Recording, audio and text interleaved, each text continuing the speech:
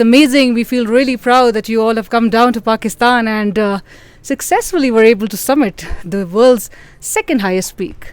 Yes, thank you. We appreciate the sentiment. We've enjoyed ourselves here. My name is Conan Bliss. I'm from the United States. I'm a climbing guide, and I work for a U.S.-based climbing company. Is this your first time to visit Pakistan? No, this is my third time to Pakistan. Well, there are a lot of beautiful parts of the world. This is one of them. Certainly, the Karakoram is a remarkable mountain range. But I think more than that, the Pakistani cuisine is outstanding, and foremost, the Pakistani people are very, very friendly. They're extremely welcoming, and I think in particular to non-domestic tourists, so in other words to foreigners, they're very welcoming because they want to open their country up to us. Right. So how was the experience? Was it the first time to summit K2? Yes, it was. Yeah. It was a great experience. We had really great snow conditions on the upper mountain and a perfect day for summiting. Literally, you could be out there without your gloves on for a little bit, take your hat off, hug people.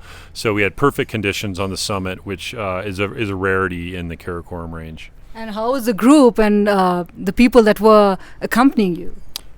We had a great group. We've worked with the same Pakistani operator, Masharoom Expedition Treks and Tours Met, of which some individuals are here. So we have a great crew from Pakistan. We did have Pakistani climbers with us as well who summited. We have a great crew of Sherpa, of Nepali boys, or men I should say, who come over from Nepal we work with on Everest, and they are fantastic. And then all of our climbers and guides also really gelled in this trip. We were fortunate that everybody who set out for the summit, 100% summit success rate. So we were very, very fortunate. That's great. That's great. And if we speak of expectations versus reality, because there's a lot of misperception about Pakistan as well. So what did people advise you, or what do people advise you every time you're visiting Pakistan? I think now it's changed somewhat. I know my girlfriend's mother, she's German. She has visited Pakistan on a tour, and she's gone to Lahore and eaten in great restaurants and all of this. So it's changing now, but previously it did have somewhat of a different reputation, and that it was more dangerous, or was a little bit edgy. And I know in 2015 when we were here, we did travel on the KKH. We didn't fly to Skardu. We had a military escort and had a little bit more of an edgy feel. Also, I think in the minds of particularly Americans, Pakistan is right next to Afghanistan, and Afghanistan always seems to be unstable. And so people associate the two countries that, Pakistan isn't that right near Afghanistan? Isn't that a little dangerous? And they can't disassociate that in their mind. I do think now with Imran Khan is promoting Pakistan as an international tourist destination.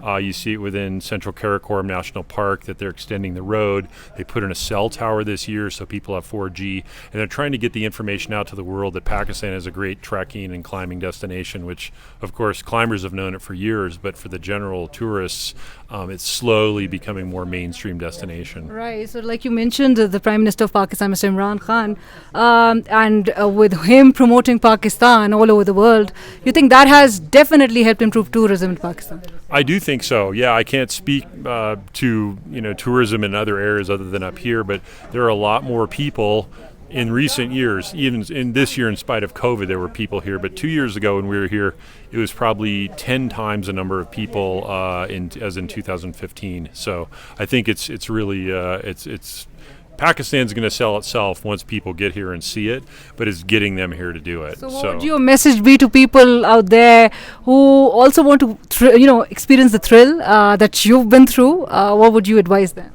I'd advise them to buy a ticket to Islamabad and come out here and go trekking or climbing. So I'm from London in the UK, and this is my first time here in Pakistan. Great. And it's been absolutely incredible. I mean, as Conan was saying, the people have been the standout for me. Everybody we have met has been so friendly, so welcoming. People stop and talk to us in the street in the way that they would never do in London or New York or wherever. For Pakistanis. No, it's absolutely fantastic. And we've been up to the fort today here in Skardu, and we've been chatting to young people, and it's just been amazing, really amazing. Yeah. So, how did you decide to just come to Pakistan, and you just decided to go summit the second highest peak? Well, Kenton and I are climbing partners. Kenton is my guide. And so for the last 5 or 6 years, we have been climbing different summits in the world. And we climbed Everest first, and then we were going to climb the 7 summits, the 7 highest summits in each continent, the highest in each continent. And then about, I think it was 2 years ago, Kenton, wasn't it? We were in Russia, and we were sitting and having a chat, and the weather wasn't so great, and we were thinking, I just wonder, do you think K2 might be possible? Because K2 has a ferocious reputation as a stunning mountain, but a very, very challenging mountain. And Kenton said, I think we could do it. And this was 2 years ago. This is 2 years ago, and we were hoping to come last year, but then with the coronavirus and what have you, we weren't able. So this year we said, come on, let's go. K2 is a massive, massive challenge. Pakistan is somewhere I've never been before, and it would be a huge adventure. But to be completely frank with you, I was worried. I was worried that K2 is a mountain that has huge challenges and is very difficult for all sorts of reasons, with a huge death toll on it. One of the highest of all the major peaks, and so we decided that we really wanted to embark on this adventure. And it's been absolutely incredible, really incredible. From the moment we stepped foot in Islamabad airport, people were so friendly. Everything has gone so smoothly. The support team, as Conan was mentioning, have been amazing to us. And everything has run unbelievably well. And then the whole team, because it's such a team thing, to be able to embark on a mountain and to summit a mountain like K2, everything's got to come together. And whether it is the Garrett Madison and the Madison Mountaineering, or whether it's the Mashabroom team, whether it's the Sherpas, whether it's the client group we had, everyone worked together incredibly well as a team. And if it wasn't for that, we wouldn't have been able to do it. So the fact that it was in Pakistan and the Pakistani people were helping us to the extent that they were, I think has been the key. So how did the families react to you deciding to come to Pakistan and then planning to go all the way up to K2? Well, it's interesting because my wife, I've got a wife and 2 children, and they were worried about me trying to attempt K2. They weren't worried about Pakistan at all. And they're very jealous that I am here in Pakistan exploring and seeing Islamabad, seeing Skardu, seeing trekking all the way. I mean, the journey from Skardu, I totally agree with Conan. I would recommend to anybody to fly out to Skardu. I mean, look at the scenery here now; it's absolutely fantastic. And to jump in an amazing Land Cruiser and go through some of the most incredible scenery in the world, and then to trek along fabulous glaciers, and the scenery is absolutely spectacular. I mean, it would be good to get Kenton's view and Conan's view, because they've been to more parts of the world, but I've been to other parts of the Himalayas, I've been to the Andes, I've been throughout the Alps, and there is nothing to touch the Karakoram range. It's absolutely unbelievable. Right, and people all over the world, they look at K2 and all these other peaks, and maybe Gilgit-Baltistan all in pictures, but they never get to experience it. They never get to interact with the people there. Tell us about the people. I think the people have come across as one of the most wonderful parts of the trip. Without exception, everybody has been unbelievably friendly. We felt very safe. Just as an example, last night we had a wonderful meal down in the town, and we have another colleague with us, a young lady, and she said, let's walk back to the hotel. And that is 1.4 kilometers from the centre of town up to the hotel here. It was pitch black at night, and I can't think of any other city, certainly in the West, where we would just say, let's just do that. And we did. We just wandered along the street, and felt totally safe. And I think that's a huge testament. And then up in base camp, we were looked after by the support team so well. I mean, working so hard. Nothing was too much trouble for us. Very, not just friendly, but great sense of humour. And always looking after us and always taking care of us, and hugely proud of Pakistan. And yesterday, just before we flew out of base camp, we were visited by a general in the Pakistan army who wanted to congratulate us all on what we'd done. And the atmosphere when he arrived was amazing, and the whole the pride of the Pakistani team and the Pakistani nation really came across unbelievably strongly. And are they Yes. willing to come? Absolutely, yes. They're very jealous at the moment that I am here and they're not. But no, without a doubt. And what we're hoping to do, if we possibly can, is get back to Islamabad, because when on the way up, we had to pass straight through Islamabad and come straight up to Skardu. But the ability to spend a few days, get down there, spend a few days, and really see the sights, and maybe get to Lahore, or and there are so many places. The young people we met in town and in the fort today were recommending all sorts of exciting places to go, and I just think we're just not going to have enough time this time. So I'd love to come back and really experience it. Yeah, I'm also from the UK, originally from London. I now live about an hour and a half west of London in the beautiful, quintessentially English area called the Cotswolds. Yeah, it is beautiful. Yeah. It's, as is the vista where we are now. Very different form of beauty, but beautiful nevertheless. Nice. So, as we were chatting before, you told us that you've been here before twice. I've been here twice before. I came to Pakistan as a young 19-year-old. I went to Gilgit and climbed just north of Gilgit in an area called the Noltar Valley. So that was way back in 1993.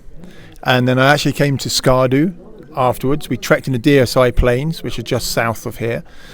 And that's when I first saw K2, because on the trek that we did in DSI, you can trek up to a high pass and you can get a clear view of K2. And that was my first Himalayan trip, and then since then I've done 40 trips to the Himalayas, but predominantly in India and Nepal. But I came back here in '99 again to Gilgit, and then we went north of Gilgit at the end of the Batora Wall Range, and then this year, after a long hiatus, I'm back in Skardu. That's lovely. And like Rob was telling us, you had to convince him, or you just... No, I didn't have to convince Rob. I think if you come to climb a mountain... Equally enthusiastic. I think so. I think if you come to climb a mountain as ferocious, as savage, I mean, let's face it, K2 is sometimes known as the savage mountain. If you come to climb a mountain such as that, it can't be one party trying to influence the other. It has to be a joint sort of discussion, a joint agreement that we're going to come and attempt K2. Because let's face it, I think K2 certainly has a reputation of one of the harder climbs, not necessarily because of its technical difficulty, because of the Karakoram weather, the snow conditions, the rock fall. It's a huge mountain pot of various ingredients that all need to be right. It's very similar to baking a cake. If you just throw everything in there, you're going to get a rubbish cake. And it's the same with climbing K2. Everything needs to be perfect. It needs to be prepared properly. It needs to be mixed properly. And then you need a certain amount of good luck, which we had this year in spades. We had fantastic weather. We had fantastic support staff, some of whom are here now. We had a lot of luck. We had great weather, great underfoot conditions. But it was interesting that on the way down, things had changed, and the descent was perhaps not as good as it could have been. We were very lucky on the way up. On the way down, it was pretty rough. There was stonefall, there was avalanches, and that was because we had such good weather. It heated everything up, and yeah, K2 more than Everest, more than mean, I've climbed Everest 15 times, and Everest is not as affected by the weather as much as K2. I was really surprised in the space of 4 or 5 days going up to coming down the same spot. It had changed so significantly, and it had gone from being really quite mellow and climbing up going, oh, actually K2 seems quite, I would never say easy, but she seemed quite gentle. And then on the way down, she had turned and she was quite ugly and was pretty scary at times. Yeah. So the team effort and the way you said that it all has to be very proportioned. Oh, absolutely. So the team effort, also the calculated moves, and the mental ability and the mental compatibility with your group members, that also has to match. I mean, you need to be on the same frequency. You need to be on the same frequency with your companions, the climbing members, of which we have them up here, but arguably more so the local high altitude staff that we had. We had 4 Pakistani climbers, and then we had a Sherpa team, as Conan said, from Nepal, 10 members there, and there was harmony between the climbing members such as us, the local climbing members, the Pakistanis, and also the Sherpas, and they worked extremely hard on our behalf, getting all the rope and the equipment in place, and then they supported us. It really isn't, you're interviewing the 3 Western members, but in reality it should really be the Sherpas and the Pakistani high altitude staff, because they are the guys that really allowed us to climb the mountain. Recently as well, in January, 10 Sherpas, they summited K2. They did in winter, yeah, quite a remarkable. I don't think it was really sunk in. Summit day was comparatively, as I said, gentle. The weather was fantastic. It was gloves off on the top, no hat. It wasn't the beast of a mountain I was expecting, certainly on the way up. And I think maybe because of that, it hasn't sunk in. I've climbed, as I say, I've climbed Everest 15 times. I've climbed other 8,000 meter peaks. But this one, I think, is going to take a little while to come to terms with and to reflect about what an adventure it's been. I think Rob mentioned from start to finish, this has been a significant journey, and getting to the top is only one small part of that. It's the interaction with the people, it's the jeep ride, it's the trek, it's the helicopter ride back, it's meeting new friends at base camp, meeting old friends at base camp, the climb itself, the descent, the trek across the glacier, the stars at night, the bad weather, the good weather. That's all part of what's happened over the last 5 weeks. We still got an adventure to get home because we got to get out of Skardu, and then we got to work out how to get home in this COVID environment, and that's all part of the adventure. And the summit, certainly for me, is just one part of that, which at some stage when I'm at home will be assimilated into my memories, and then perhaps I will be able to not enjoy it, because I'm enjoying it now. I mean, it feels fantastic. I climbed K2. It's a dream, but it's still a dream rather than reality. And I think that will happen, perhaps when I sort through photos or sit down and have a beer with friends and talk about it a little bit more. So yeah, right now, standing on a summit was a physical act as opposed to a memory at the moment, if that makes sense. One of the things about the summit, of course, certainly for me, is you're very conscious that you're only halfway. And you're also very conscious that most accidents happen on the way down. And so it's always a strange feeling on the summit of a major peak like K2, because one realizes that you're there, but actually that you've got probably the hardest bit to come. And that's how it turned out. But was there a moment where you felt there was quite a challenging decision and might not be able to make it? Certainly, speaking for myself, there were times on both the ascent and the descent where I really felt, this is a very, very challenging situation. I mean, I think K2 is an amazing mountain. It's got, for me, it's got absolutely everything. It's got incredible ice near the top, very nearly vertical. It's got huge overhanging seracs. It's got snowfields. It's got rocky outcrops. You have to be watching for avalanches, for rockfall.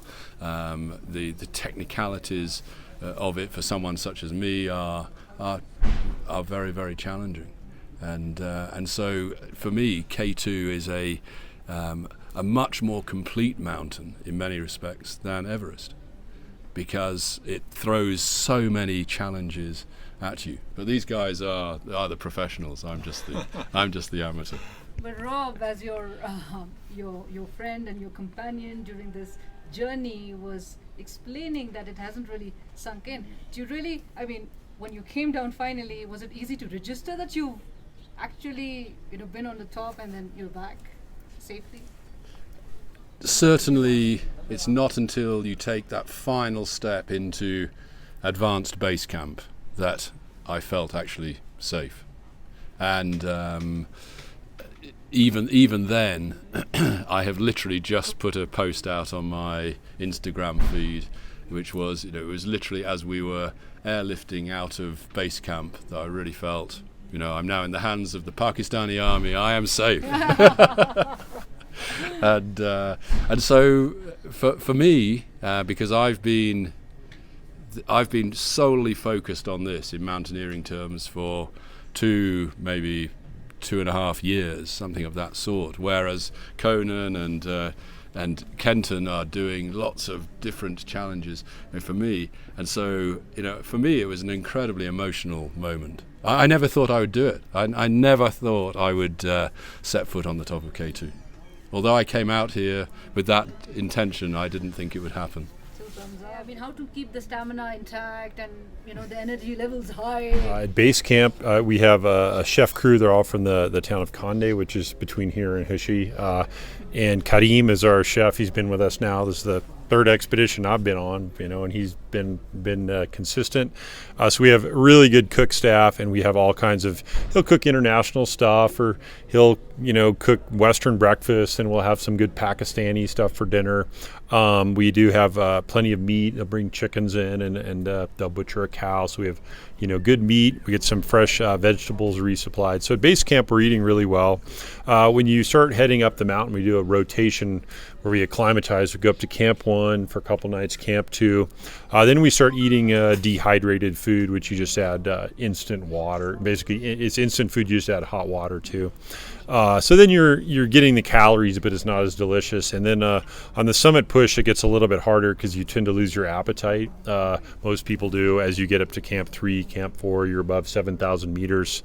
So then people are eating more, ramen or soups or simple kind of simple meals, and then of course all the energy bars and gels and all that stuff. But in the last day before summiting, I think most people are really trying to force themselves to eat energy bars and energy gel, just force feeding it because you're not really very hungry. And then when you come back down, like we come back here, I think yesterday I had 4 meals, had lunch before we left base camp, got back here, we had lunch when we got here, then we had dinner, and each one's a big spread of all kinds of good, Pakistani food and rice and chicken and mutton and everything. So you kind of make up for it, so it ebbs and flows. Yeah. So you love Pakistani food? I love it. I do. One of my favorite things. Yeah, being here. So at least, if not anything else, the food will definitely bring you here again. Everything was great, but that's something that and consistently. This is now the third trip and the third time. So we've used Master Rum Expeditions. People compliment on it because you're way out. You're 80 miles up a glacier, you know, in the middle of this huge mountain range. How are you cooking so well? You know, they bring up an oven. He's baking us cakes and fresh bread, and we're having chapatis. And the guys are up early. They'll get up. They'll make us coffee at 6 a.m. They're making the chapatis. The food was superb. So at base camp, the food was absolutely superb.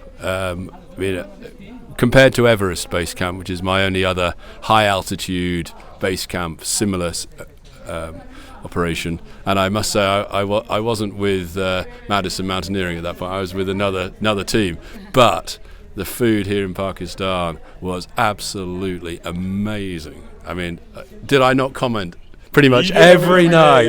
Every night I said this food is absolutely fantastic, but I did suffer a little bit higher up. Kenton got very cross with me for not eating enough when I was higher up, away from the Pakistani base camp food.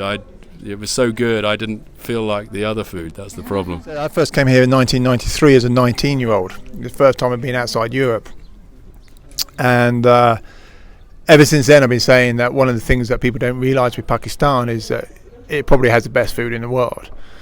My memories back then in Gilgit, there was a little bit of civil unrest, and we were hotel bound. There was a curfew, and we were hotel bound. And I remember eating flatbreads and curries akin to nothing I had ever experienced up to that point.